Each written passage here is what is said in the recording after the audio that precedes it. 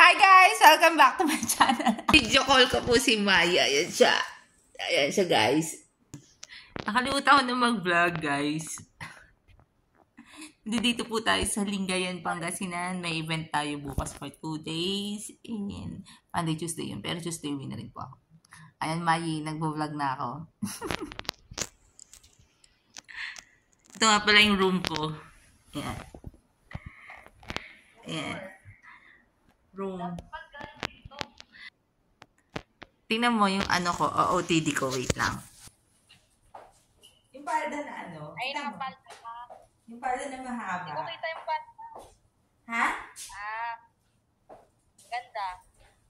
Diba? Parang pantalon lang, hindi ko makita.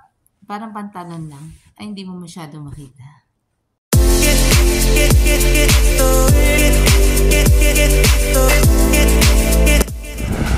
Ganda guys, mabasa ko muna. So, wala mo lang kasama sa loob. So, ito yung view niya. Katapat niya yung beach.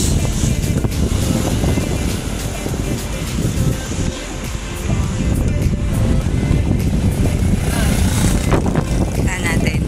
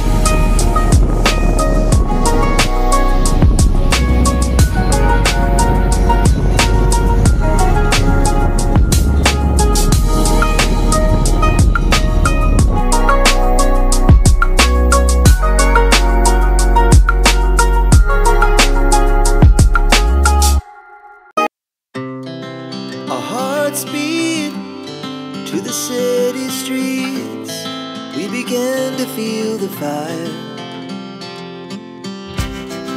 We rise like tall buildings as the chemicals, they take us higher. The night's young, it has just begun as she puts her hand in mine. We wanna chase the night, wanna dance to the light, pull the stars from the sky, just two hearts running wild. Never sleep, never stop, as we shout from the top. We're gonna be two hearts running wild.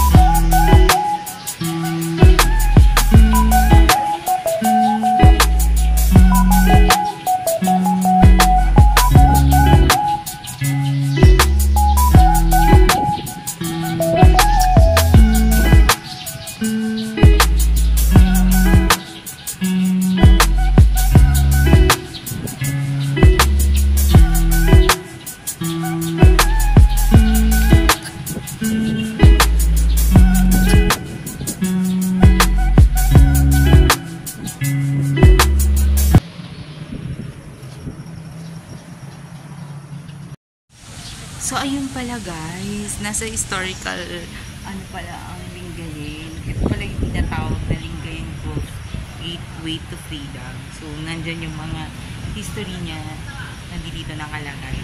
Dito sa plaza na to, parang veterans plaza ata to ng Lingayen.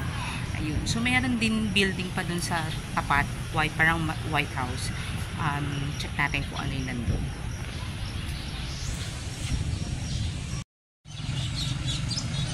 Ito naman yung Capitol Building. Parang White House siya eh. Pero, ayan. Sa labas.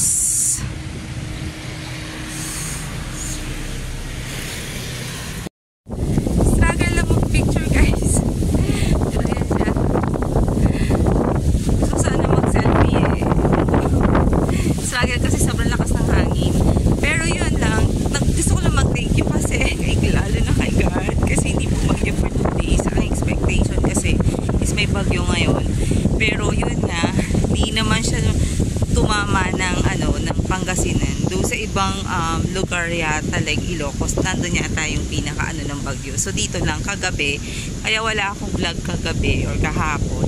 Kasi nga sobrang busy ko nung umaga. Then nung gabi, malakas yung hangin, tsaka umuulan na siya. Kaya parang after ko dito sa work, umuwi na agad ako dun sa hotel. Stay na lang ako sa room kasi sobrang nakakatakot din pumunta sa tabing dagat kasi alakas talaga ng alon, tsaka yun sobrang lakas ng hangin. So ayun na guys, pauwi na ako mamaya. Hindi ko alam kung ano pa yung madadagdag ko sa vlog for today, for these 2 days ng Pangasinan trip ko. And ayun. So please bear with me kasi ngayon na lang ulit ako nag-vlog. Medyo na-miss ko kayong lahat. Sana na-miss nyo din ako. Ayan. So saka na muna yung mga ibang chika. And balik muna ako sa work. Tumakas lang ako.